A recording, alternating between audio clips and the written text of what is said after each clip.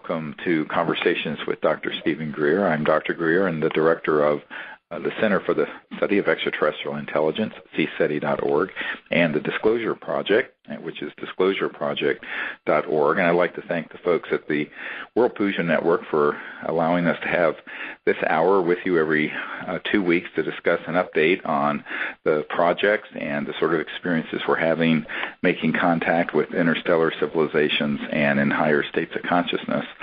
And I'm really excited to have with us today a member of our contact team who lives in New York, and it is Marilyn Gewacke, and she is a clinical psychologist and works with the trauma and psychospiritual approaches to healing and wellness.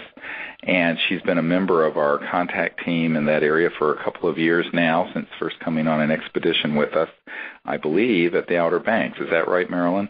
Correct. So thank you very much for being here and being willing to share your experiences. And I think that what would be really great is for people who are listening for the first time, if you don't really have a background in what CSETI does in terms of our contact protocols, you may want to look at those at CSETI.org. There's also an app now, if you have an iPhone or an iPad, where you can download the protocols from the Apple iPhone store, iTunes store, and learn those. But we basically have, as all people in the World Puja Network understand, we've developed a protocol for using the non-local expanded state of awareness to remote view the presence of extraterrestrial civilizations, make contact with them, and also document these contacts, which have been increasing exponentially over the last couple of years, over the last 2 or 3 years in particular. And I think that the understanding how we do this and why we're doing it has to do with understanding the fundamental reality of consciousness, and that is that the mind whereby everyone is awake is actually a singularity. And by using meditation techniques and approaches, you can settle into a quiet state of consciousness that plugs you into this universal communicator, as I call it, this sort of unbounded, infinitely connecting quantum hologram that is the mind within. And that silent mind within allows us to then not only see the extraterrestrial vehicles and civilizations and people and beings, but then also we have a protocol where we utilize a streaming of consciousness. I call it coherent thought sequencing, where we make contact with these extraterrestrial civilizations because their electronics and their communication systems actually interface with pure thought. It's very similar if you think of a laser. And a laser beam has coherent light. So if it's a green laser, every wavelength, and it's a green spectrum, they're all synced up coherently as opposed to scattered like normal white light. And what that means is that if we're doing this in consciousness, once the mind is expanded into this universal ocean or pool of pure mind, and you begin to then see or sense an extraterrestrial person or planet or spacecraft, you can then connect to them and as an ambassador from Earth to their people in the framework of universal peace, invite them here. And that's what we do, and we actually show them visually where we are. So we will show them, let's say if you're in New York, you will show them the Earth and then North America and zoom into New York and exactly where you are in some meadow, someplace, wherever it is you may be. And you just do this in a streaming of coherent thought. And you do this also with a group of people. And this is the contact team concept that we've developed. And what's interesting is that the reason the technology works and the protocols work is because any interstellar civilization that's going from one star system to another have mastered the science of consciousness. And the science of consciousness is the great science that's emerging for the next 1,000 years of human existence, or thousands of years. And these extraterrestrial civilizations understand that, but also have very precise instruments, I mean literally electronic devices that interface as easily with coherent thought as we would switch on a cell phone or turn on a TV set and get a radio and get a signal that's electromagnetic, because they have understood the transdimensional nature of the universe, that it's a conscious universe, and also that their technologies are refined enough to interface so that if they want to turn on a device, they can look at it and think to it, and it turns it on. Yeah. And so this is something which it sounds very science fiction, except it's been observed and documented by people in the aerospace industry that I've worked with for at least 60 years, and is known to be an actual science. And so what we've done is to take the concepts of the ancient Vedic teachings of consciousness, and we actually do pujas on these expeditions and teach people a type of mantra meditation and expansion of awareness, and then we use this coherent thought sequencing to make contact with the ETs and show them where we're located. So that's just sort of a quick, 5-minute or so overview. And this program is called the Close Encounters of the Fifth Kind Initiative, and that stands for we say CE5 for short, an initiative that's an ambassador program so that we train people to make contact for peaceful purposes.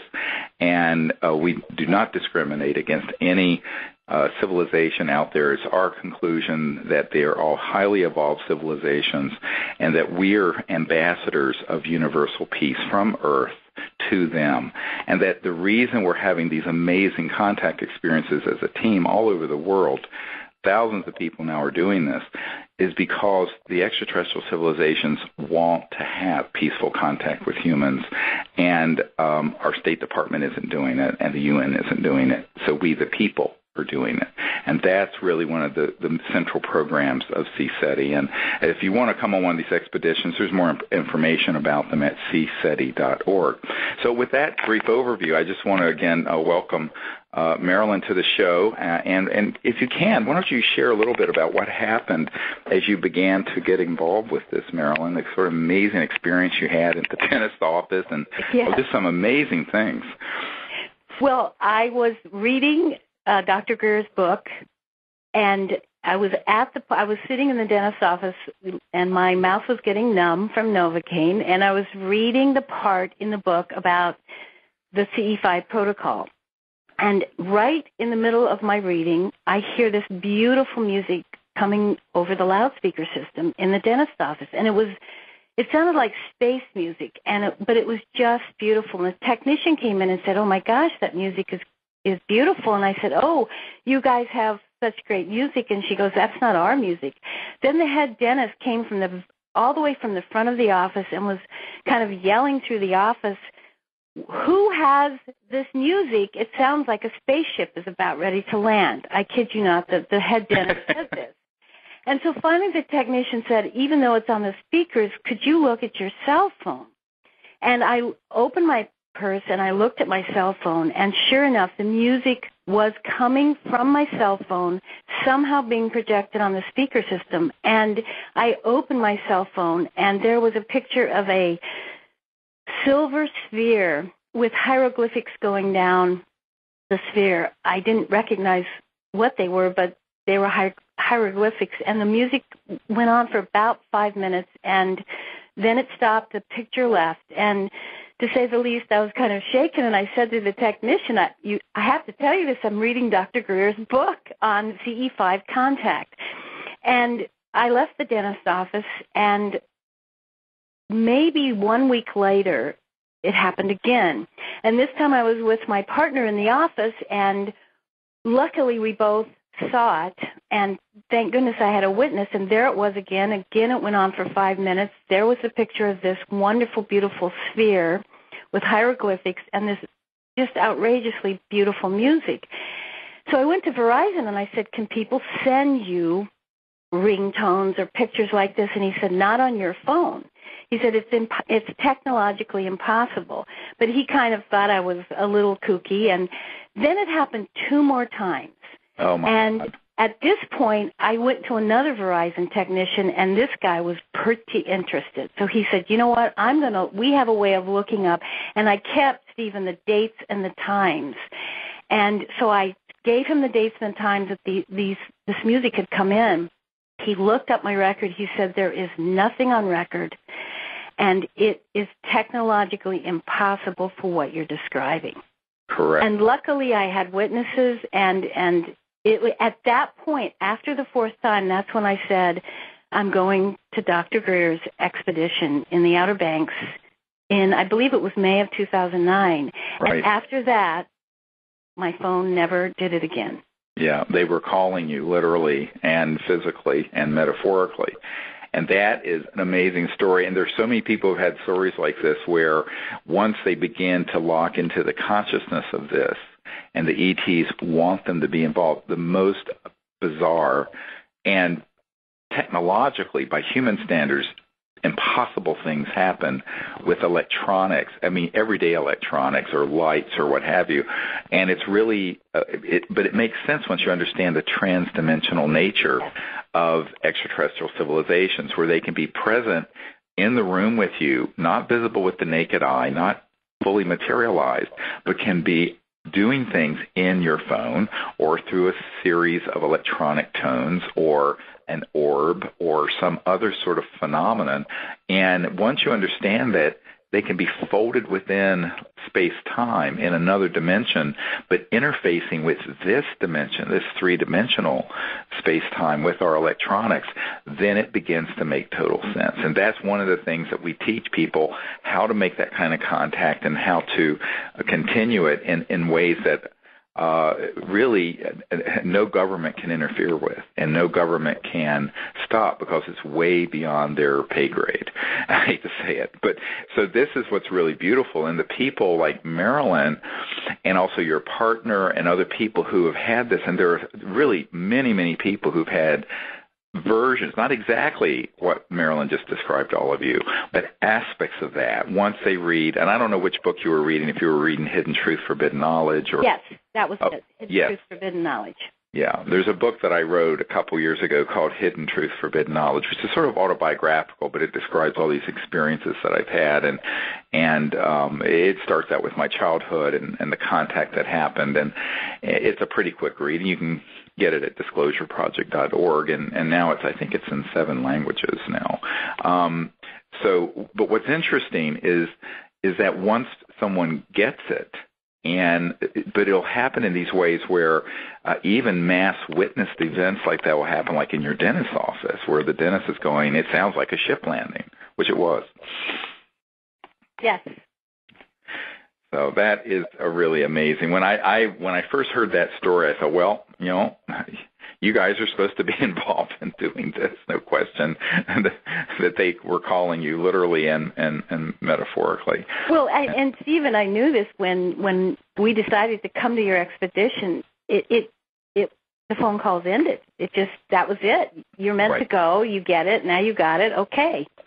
Right, exactly. And then at the Outer Banks, we had amazing contact events happened that where craft were filmed, and where they were fully materialized in the sky around us, and what have you. And this is the sort of thing that when people come on these expeditions, I mean, everyone's sort of going, well, or do you have a sighting of or something like this happen once a decade?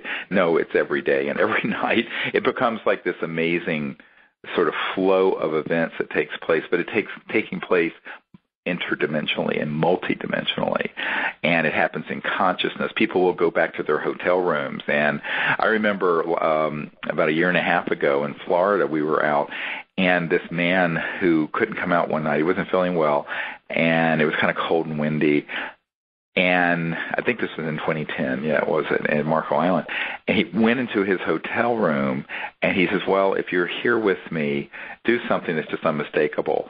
So there was like this brilliant blue sphere, like what you're describing, except yours was metallic, I think, on your cell phone, but this was actually three-dimensional, floated in the room, went over to his microwave, went ding, ding, ding, like you do when you're turning the microwave on, turned the microwave on, and then he could not turn the microwave off because it was wanting to show that, yes, we are absolutely here. And he had to unplug it. He had to pull the cord out of the wall to get it to stop. Well, I remember in England last summer, not this summer, but I had my backpack with my radar detector off. We were in a crop circle, Stephen, and I don't know if you remember this, but we were in a crop circle, and you were in the middle of the circle. And my knapsack was quite a bit away, and all of a sudden my radar detector not only turned on, but started with the Brittany beeps, which were beeps that came out of the radar detector that the radar detector doesn't have in it. Correct. Those particular beeps. And they went on for, I think, like 2 minutes in the crop circle. Oh, yeah, at least 2 minutes. I think longer than that, more like 5 to 10. In fact, they went on until I found the detector in your pack. We took it out, and I looked at it and then put some buttons. But it was, and the tone was dun, dun, dun, dun. Yes, dun, that was. Dun, dun, dun, dun, dun, dun, dun. Now, when we were in Brittany in France, previous to that, we had another detector that was there. It wasn't Marilyn's, but it did the same cadence. It did the same tones, but it did it for 2 hours and 9 minutes or something unbelievable. Oh, and when it was doing this in Brittany, it was doing it while there were all these other bizarre phenomena. And this is where we had a ship that quasi-materialized in the field.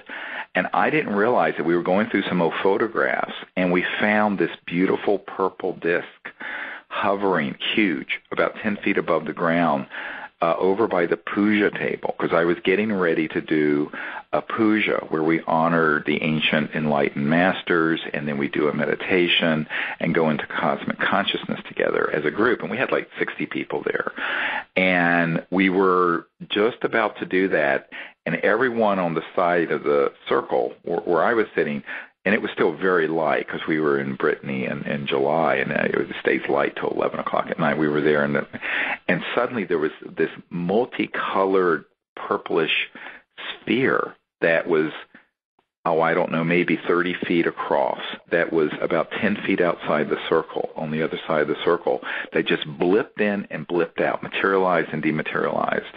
And everyone on our side saw it, and they went, "Oh, my God, what was that?" I said, "Well, they're here. And they're here to do the puja and the meditation with us. And these are the interstellar, highly enlightened beings that have been guardians of higher consciousness on Earth for literally millions of years." And I'm not exaggerating, millions of years. And Emery, a guy on our team who takes photography, snapped a photograph, and you can see me pointing with my finger. And at the end of my finger, exactly where I'm pointing, is this beautiful royal purple disc that's there in the photograph, hovering about 10 feet, 5 to 10 feet above the field near the puja table. Amazing. Awesome. Yeah, it is. And this is the sort of, so, people, we're going to come out, I hope, soon with a new book and DVD that have all these new images and experiences on them, because, I can't believe it's been 2 years since we released a Contact Countdown to Transformation, which has a DVD with it that has a lot of the images and pictures.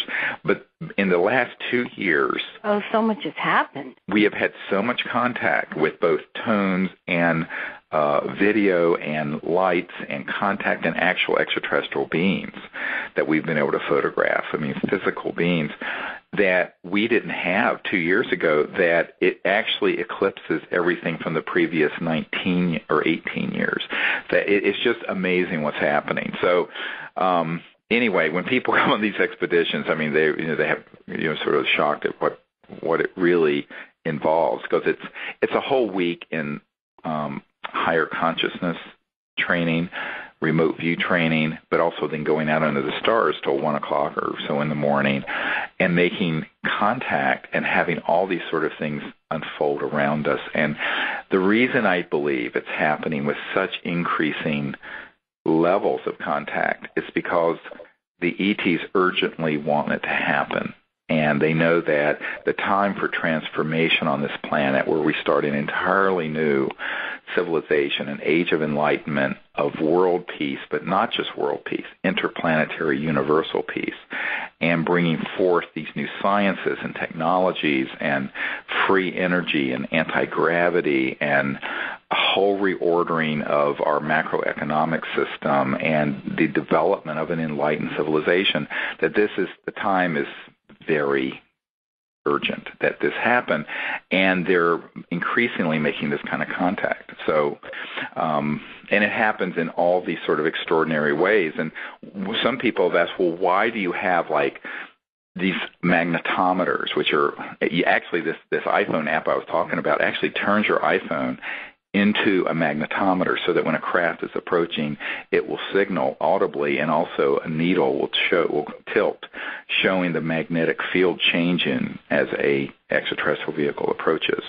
And the tones that we send out into space, there are some beeping tones that were recorded in a crop circle from ET craft that was there. That is sent out into space, and that actually can be played from the iPhone or from the iPad. So this is a really cool app, and for people who can't come on these week-long expeditions. But and even if you do, it's nice to have on your phone if you have an iPhone or an iPad. And so what happens is that we find that when we have these magnetometers, we have professional grade ones, and also these radar detectors. It's like when if you're going down the highway and you have one of these things that pick up the police radar. Those will be out in the middle of very remote places. And in the case where Marilyn was talking about, we were in this field, far away from anything that would cause it to go off, and it just spontaneously starts going off in this dun dun dun dun. Dun, dun, dun, like that, over and over and over. Stephen, that same, my radar detector, the day we were leaving the site in England, again, my radar detector was off. It was in my backpack. It was in the corner of the room. I was packing my suitcase. It was 7 a.m, and doesn't it start with Britney Beats again? Oh, my God. Da, da, da. And it went on for 15 minutes in my room, going off, and again, no one was by the backpack, no one tripped it up, and the radar detector was off. So there it was again saying goodbye because we were leaving. So things happen a lot during these expeditions. It does. It happens every day. In fact, several times a day. And what you find is that these electronics will do things that they cannot do. They're not even programmed. They don't even have the physical capability to do, like your cell phone, getting this sphere with the ET writing on it, on the sphere, which it couldn't do that, and yet it did. And so obviously what we're having are transdimensional electronics from extraterrestrial civilizations once we open this sort of vector of contact, this opening to contact that happens. Well, one of the most amazing things I want to say to encourage anybody to go on these expeditions, it's for CE5 contact, but I think what's happened to me and many people who have gone is by understanding this expanded consciousness, this is how we're changing as a human race, and really it's about meeting the ETs in this higher state, not having the ETs come down. And as you say many times, people want to come and kick the tires of the craft. It's not about that. It's about human consciousness raising up in this transformational time. And the goal, or one of the things, is to make this ET contact. And when we become a cohesive consciousness group, either in these expeditions or even coming back home, and many people have formed local CSETI groups, that cohesive consciousness is how we have to walk around in the world together. And once that's open, it's like opening lines, or it's like a radio tower that is so expanded beyond your local area. It's expanded not only in the world, but it's expanded out into the galaxy, and that's why we can make contact. And that's why people can go home when they follow your protocols and continue to make contact. Absolutely. Which we have done. Yeah, why don't you share some of the other things that have happened? It's so exciting. You're part of this team in New York, and then you've had other experiences in other places with CSETI. Well, we have this local CSETI group, and we have gotten quite cohesive together. And one of the most exciting nights, we were out at our house in the country and in the middle of nowhere, and we were doing a very intense one-of-year meditations, and one of the members opened their eyes and saw this incredible craft. It was probably only 1,500 feet above, and it came across the sky, and it was probably there 20 to 30 seconds, and which is a long time, and it had a golden craft in the front with a green-blue tail streaking out the back, and it went across the sky enormously close and enormously slow. And that was right after we had just come to an end of a very beautiful meditation. And our group can be, if it's rainy weather, we can meet inside, and we've had balls of light come through when we're sitting inside meditating, coming through one window and leaving out another, and then right afterwards, enormous lightning in the middle of winter. And in New York, you don't have lightning in the winter typically, but the sky was filled with lightning after that. And so even indoors, we've had amazing kind of experiences. But recently, I was at a family cabin in Minnesota, and a couple of the CSETI members from this local area were traveling through to go to Washington. And so they stopped by, and we had a CSETI night in the wilds of Minnesota. And we had amazing contact. Again, a craft came very, very close that looked very similar to the one that I just described. Then we saw another craft that split into two and then split into three more craft. And so we had an amazing night, and we kept, every night after even they left, we kept seeing lots of craft. Well, wouldn't you know, in the local newspapers, in the next few days, there were all kinds of reports that people called the police department and the newspaper saying that they had UFO sightings. Yes, this happens a lot when CSETI teams go to an area, and it ends up getting even back in the early days when we were down in Florida near Pensacola, and we had people out on a beach. I was teaching them these protocols, and we had 4 ET craft appear floating towards us against a very stiff wind that was coming off the Gulf. And we have photographs and videotape of that are in this DVD that's out with this book, Contact Countdown to Transformation.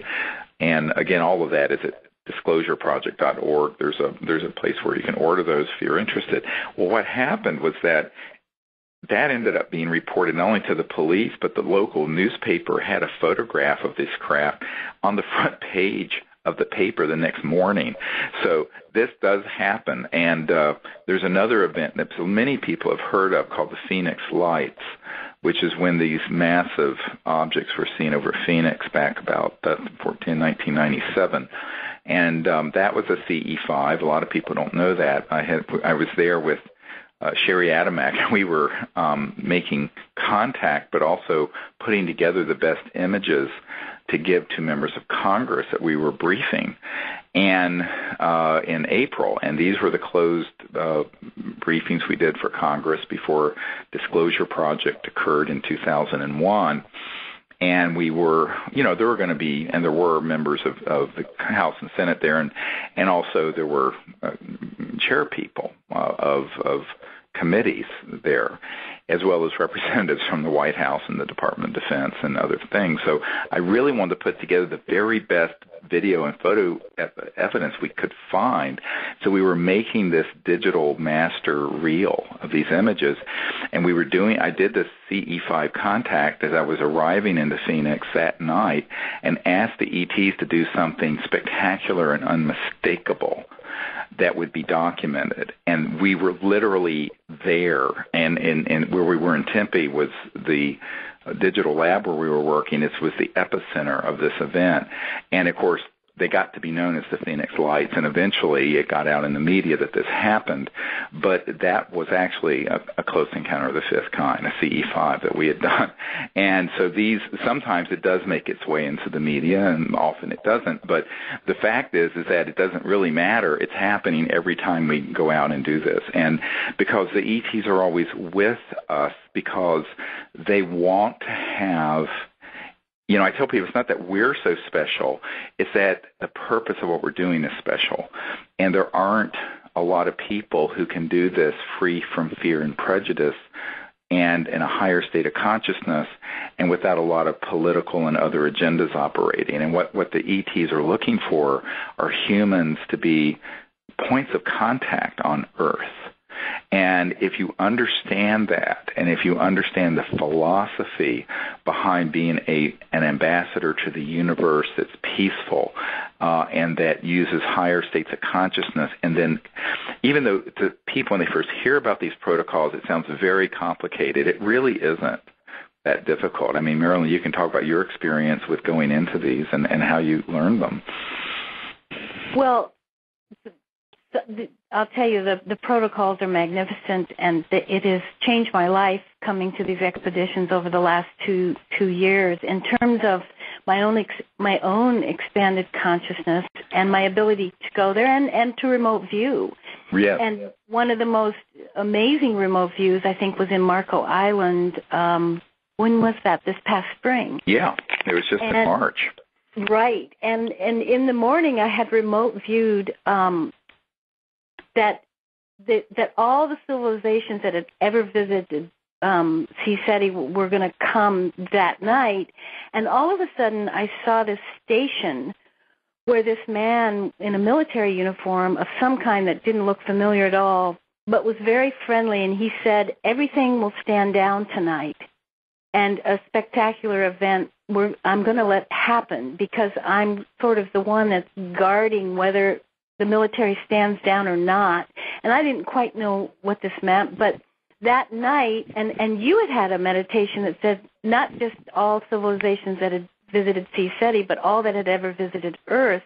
And sure enough, that night, you had done a puja, and right afterwards, we saw 3 hours of these most magnificent lights blinking on and off in the banyan trees not far from, just across the bay.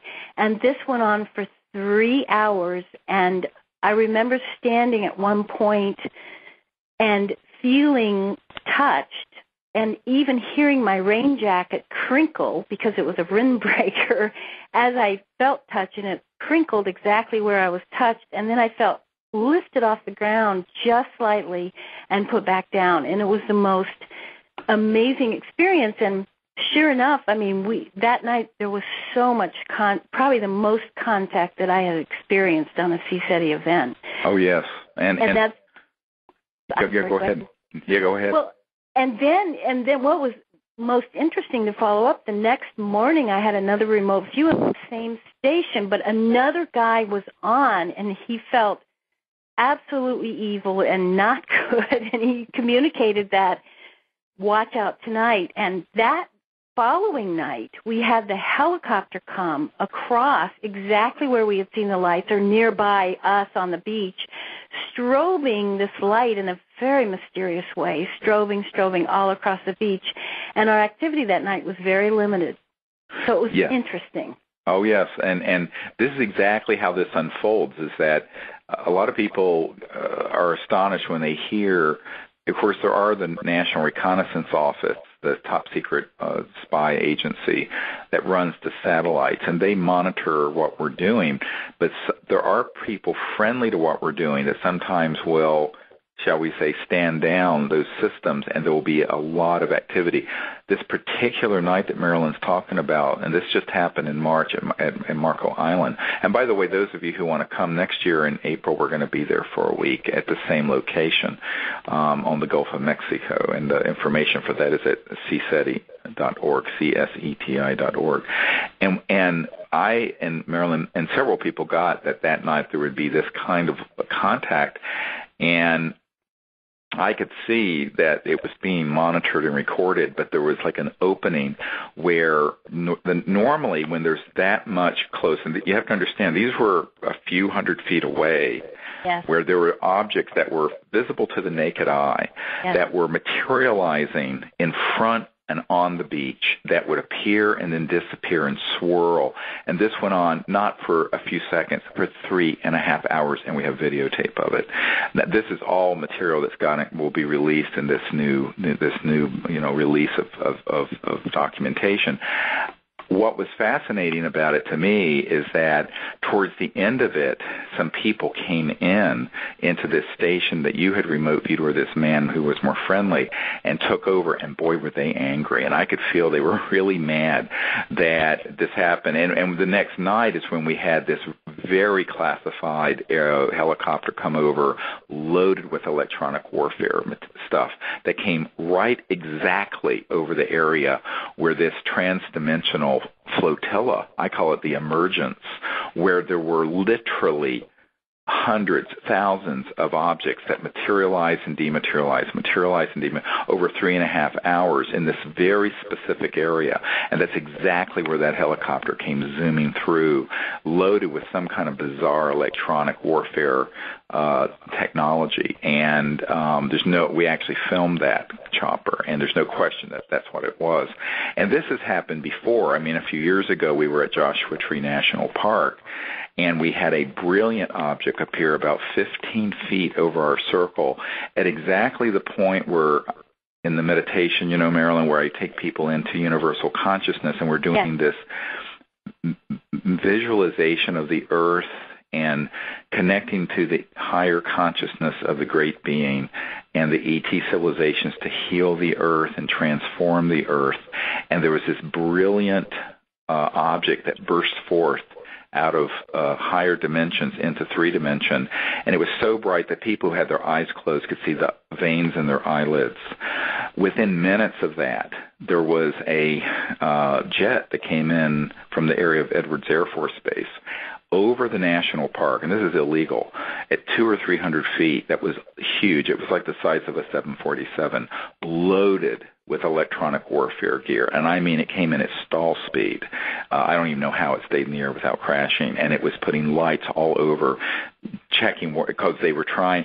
And so what we find is that there's this cat and mouse silliness going on where people who do not want this contact to happen try to suppress it, and yet the ETs keep finding ways to allow it to happen in ways that are mysterious to some, but very clear to us. If you understand transdimensional manifestation, faster than the speed of light, communication and travel, and once you master that, which is what we teach people to do on these expeditions, they can't do anything about it. It's just going to happen. And that's what's so wonderful, is that what Marilyn was saying, we're reaching this critical mass where it's sort of the morphogenic field that Rupert Sheldrake talks about, where there are so many people now doing this. There's so many thousands of people now who've learned these protocols, and from Malaysia to Russia to South Africa to China to everywhere. What you find is that this is happening in a way that is really beyond the ability of these control freaks who've been keeping this information secret for 60 years to maintain control of it. Now, that makes them very angry at me, but too bad. I mean, I'm used to that. I mean, I'm the guy everyone loves to hate. If you like secrecy, you do not like me. But the point is, I also head up the Disclosure Project and the OrionProject.org. So, there are a lot of reasons for people not to like me. But the point is that, Well, the main reason, Steve, is because you know the truth. Yeah, I know the truth, and them not. And you know how to teach people the truth, and now there are many thousands of people who also know the truth, and the other thing is that extraterrestrials show up in your meditations, and nobody can block that either. They show up, and you can begin to have a relationship in your meditations, as you've taught us to do. And I love it because in England, I remember one night you said, they may show up in your meditation, but when intuitively you feel they're around, take your camera without a flash and take a picture. Right. And one morning I had been working with this wonderful ET who was a blue being, and that night we were sitting in, again, a crop circle in England, and I just felt this wonderful being very close by. I took my camera, took a picture, and sure enough, in the picture there is a blue being. Right. Unfortunately, I shook the camera when I took it, so it's a little blurry, but there is no question about this blue being showing up in the visual spectrum of the camera. Absolutely, and that's actually Hal Raven, who's a member of our team in Orange County, when we were at Joshua Tree about a little less than 2 years ago. a little over, less than 2 years ago. It was in November of '09, and we had this sphere that materialized out in the field with us in this really remote place in Joshua Tree National Park. And we had gone out on a break, and it was the size of maybe a softball. And it was sort of a golden, whitish sphere. And it was floating beside me. And several people saw it, and then it vanished. And I said, oh, they're here. And so I said, well, let's invite them back up to the circle where everyone was. We had 30 or 40 people.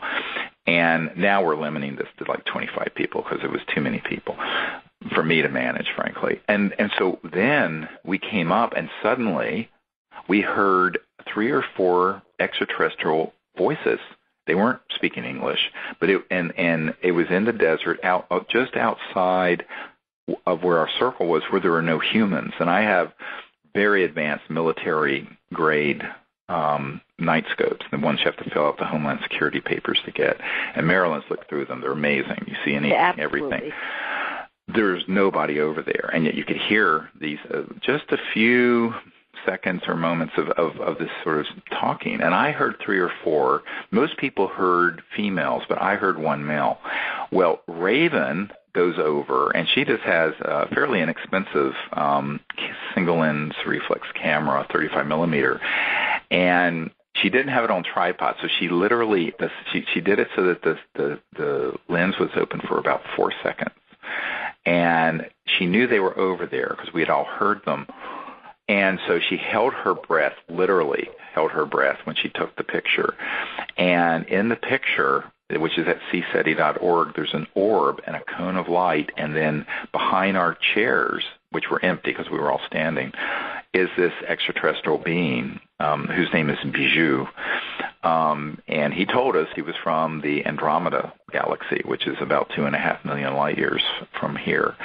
And it's a man. And he's floating in the air, turns at the waist, and is looking at the camera. You really need a good high-definition screen to see the quality of this, but it's in the photograph, not a Photoshop thing. This is for real. And so, but the way that happened was that we felt they were there, even though they weren't fully materialized in this dimension. Raven asked these ETs if she could take their picture, and this ET obliged, because he clearly turned and was sort of smiling at her, looking straight at the camera. And that's how it happened. Yes, well, several members of our local group have taken pictures, again, from that intuitive place, and have amazing green orbs and blue orbs, and it's not dust. They're the real thing, and streaks going across the screen that are totally unexplainable. And it's in this meditative state when you feel intuitively that you know you're beginning to make contact, and the camera shows it to be true. Yeah, and the other thing to remember is that because they understand our technology, even if our scientists don't fully understand theirs, they can utilize our technology, whether it's a camera or a video or a radar detector or a magnetic field meter or any other electronic device, to signal to us and to contact us. Now, obviously, we've had craft that fully materialized in this 3-dimension. They're there and everyone sees it. But often, depending on whether or not there are military object, craft doing reconnaissance, whether there's interference and all this sort of thing, they may do things in ways that are very subtle but mysterious, and but at the same time unmistakable, just like what happened with your cell phone. I mean, this is something that, is amazing that, there was, when you first described this to me, that there was this sphere with this sort of hieroglyphic writing, which is exactly what was described by people who saw the materials from the ET craft that was shot down near Roswell in 1947. By the way, it was shot down. It was not with a missile, but with an electromagnetic Tesla-type coil that was in a radar dome device in the 40s. So what we're finding is that these extraterrestrial civilizations have to be a little bit careful, because there are many times that they have been fired at or pursued. We have actually had jets scrambled into our location after one appears. But they're willing to do this. And what was amazing at Marco Island is that this was allowed to go on for over 3 hours. It was about 3.5 hours, actually. And with the night scope, it was hundreds of them that appeared. But even with the camera that we have a camera that's hooked up to a night scope that a member of our team, Jack, who lives in Ohio, who was there. There's, I think we counted something like 60-some of these objects that are actually filmed very close to our group right there on the shore of the Gulf of Mexico. Well, and that was, I think, the same night that you had done a puja over to the side, and you went back during this 3.5 hours to where you had done the puja, and I believe somebody had taken pictures. One picture you were there, the next picture you weren't, the next picture you were there again. And so at some point you became very translucent over by the puja where you had done it during that time. Yes, and there's a lot of this sort of mysterious people who've studied the Vedas and the Rig Veda, Sam Veda, but also the understood the cities, SIDDHIS, and we teach all this on these expeditions so people understand what is involved with levitation, materialization, dematerialization, seeing the future, remote viewing. These are all things that are part of the science of consciousness that are part of our birthright as human beings. It's not like you have to be a guru that's been in a cave for 30 years. Amazingly, people from all walks of life have come on these expeditions, learn these techniques and protocols, and then they're learning to remote view and make contact, and amazing things are happening. I totally reject this idea that it's something, some elite group of psychics can do this. It's just nonsense. Everyone can do this. And that's, the beauty of it is understanding that every single person has folded within them the totality of all that exists in the universe in this quantum hologram of awareness, of mind. And it's about the human ego and individuality becoming silent and that drop becoming one with the ocean. And when that drop becomes one with the ocean, everything's possible. And that is really not that difficult. And it's something that is so edifying to do anyway for your own spiritual development.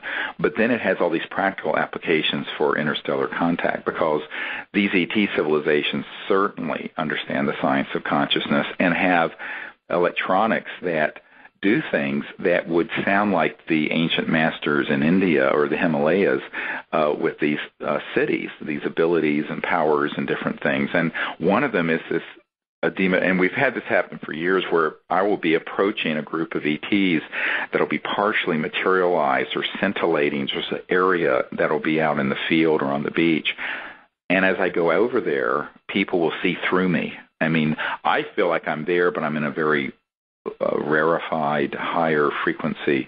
But well, that happened in the Outer Banks in 2009 when the craft flew into the ocean, and then we had those light points come, and you went out and you had a mist around you, and you slowly looked like you were disappearing, and you had quite an experience. And those points of light, I think there were 3 of them, different colors, were there also for quite a while.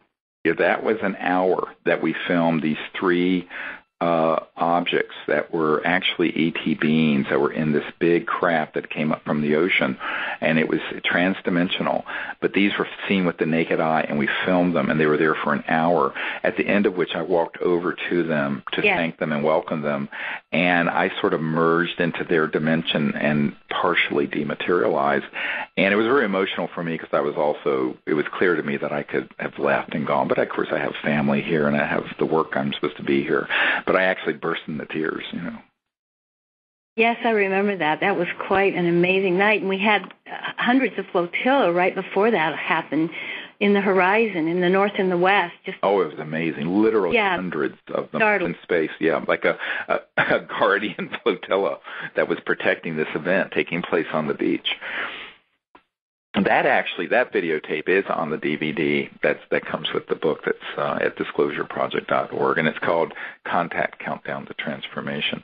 And so these are the things that are happening just all the time. And, it's, of course, I've been doing this since I was a teenager, and the book Hidden Truth, Forbidden Knowledge, I describe how when I was, 17, I had this near-death experience, and after that, learned meditation in higher states of consciousness, and then had this contact up on this mountain in North Carolina. And that's really where these protocols came into being, is where the ETs and I kind of co-created this technique to use the ability of the human mind to experience cosmic awareness, and in that expanded state of higher consciousness, use this coherent thought technique to contact them and invite them into wherever you are, wherever you happen to be located. And it works.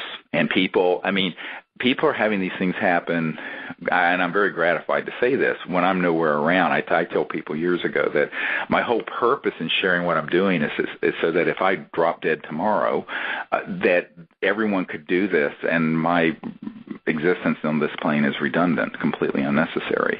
And I think that, and I mean that sincerely, that what I've tried to share with people is that everyone has the ability, both in their consciousness and in the techniques and their toolbox, to do this, and no force on earth can stop it. I mean, no matter how, frankly, evil some of these military-industrial programs are to try to suppress this, they can't. They can't stop it. No, they can't, and it's a common denominator. It's not the common separator. Exactly. It is the common denominator, and we all have it, and that's what your protocol really is an incredible, and it's brilliant, and anybody who gets a chance to go on your expeditions, their life will be changed, because it is traveling in consciousness, and once you learn and understand what this expanded consciousness is about, it also brings you hope of what we're going to be able to do as human beings on this earth, as well as with our ET brothers and sisters, and that's pretty marvelous. Right, and that's really why they're here, because they know we're at this critical point where humanity's kind of going from rambunctious and rather destructive late adolescence into something resembling maturity, the hallmark of which is a peaceful civilization. We're not quite there yet, but they know that we have the potential to get there, and they're very much eager to have points of contact, and they need those points of contact, because contrary to the science fiction fantasies, they're just simply not going to land and force us to become civilized, and we have to do that, we the children of Earth, but with some help from our friends. And this is one of the real messages I've gotten, is that we have the ability to do it, but we're never alone and can be assisted on multiple dimensions, not just extraterrestrial, but also the angelic realm and the realms of those who have passed into the worlds of light before us, like Sherry Adamak, who worked with me so many years. She's been very involved in assisting with some of these contact events, even though she's in her body of light in the astral worlds of light. And what you realize is that it's an unbroken string of life and consciousness that strings to infinity, and that we're all part of it. There's no separation except the barriers that we intellectually construct. And so we can deconstruct them, and we can transcend them and experience this oneness of consciousness in life, and in that make contact with these dimensions and these civilizations that are here. And they're here to help, and they're here to understand, and they're here to assist, but they know that the real work that has to happen from humans who are enlightened enough to understand this. And I always tell people, you don't have to be perfect to do this, because if you waited to be perfect, you'd never do anything, because we're human, and this is Earth. This is not Harania Loka or some astral heaven. So we have to accept the fact that we have our limitations and our condition, the human condition being what it is, and yet there is this perfection folded within all of us that one can experience and begin to allow to move through us, in spite of ourselves sometimes, perhaps. But and that's certainly a very humble and I think correct way to view it. And in that is where the grace is and where the magic is, and how these contact events take place, is being in that state of awareness and allowing it to take place. in spite of. And most people get so hung up on, what they can't do. They don't let what can happen manifest in their life, and that's what this is really about. And it is being human. It is being in that human state, creating what you're talking about. That's the point. We're not supposed to be above ourselves. We're supposed to be in this human experience, creating this incredible ability to expand this consciousness, not only to connect with ETs, but also to create this incredible peace on Earth that we're capable of. And that's in our human forms. Right, and that's what we have to do, and in that also to bring forward the sciences that have been withheld from the planet. I mean, I remind people that we're about 100 years into a period where we could have had world peace and also advanced technologies, free energy, the elimination of poverty, the elimination of environmental destruction. This is not a utopian fantasy. This is actually physically here already. There are folks who do not want that to happen simply because they enjoy the power of the centralized system. But that doesn't mean that we have to be slaves on their plantation, except that we get brainwashed that we have to be slaves on their plantation. We can say, no, we're going to be free. I'll never forget when the head of Army Intelligence threatened me back in 1992 and said, just, who the hell do you think you are doing this? And I said, well, I'm a free denizen of the universe, and this is what I know to be true. And I proceeded to explain the power of this state of consciousness and the experiences, and he just looked and said, well, there's a whole group of CIA and National Security Agency, NSA people, and he said, well, we know exactly who this son of a bitch is. And I said, well, yeah, so anyway, some of these stories are in Hidden Truth, Forbidden Knowledge. They're kind of hilarious because of my interactions with these kind of characters. But, you just go forward and you just say, well, look, here's what the truth is. You're not going to be daunted by the kind of nonsense. And the ETs know that we are in a stage where this potential within us has to be brought to the fore and quickly. And I think this is why the level of contact, and I have to say also the caliber of people, very conscious, intelligent people like Marilyn had these extraordinary things happen and have been pulled into this effort and invited in and insistently. I mean, I remember when you first told me this story with your phone and these tones and this sphere and all this, that it was almost like an insistence. Yes, it felt like that. Well, it was. Yeah, absolutely. Yeah, and I told you, I said, yeah, they were wanting you to say, yeah, do it. So people need to realize that these extraterrestrial civilizations, of which there are many, are working together, and yet they're very much want to have points of contact here for this transformation to take place, because it's not, it's like when Larry King asked me, oh, well, why don't they land on the White House lawn? I said, well, who's the White House? The one in Colombia, South America, or the one in Russia, or the Kremlin? Or they're looking for people, pure-hearted, intelligent, conscious people who understand this, who will do it without the usual Manichaean worldview of us versus them and good and bad and good ETs and bad ETs and this whole fantasy that you hear about out there. That's just really a brainwash.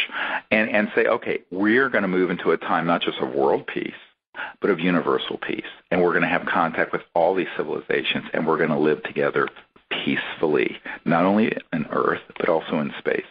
And that's the consciousness, that's the thrust behind what we're doing. And once you accept that and move in that direction, there's no limit in the ways that these extraterrestrial civilizations will contact you directly and indirectly, and also in these strange transdimensional ways, even with your phone.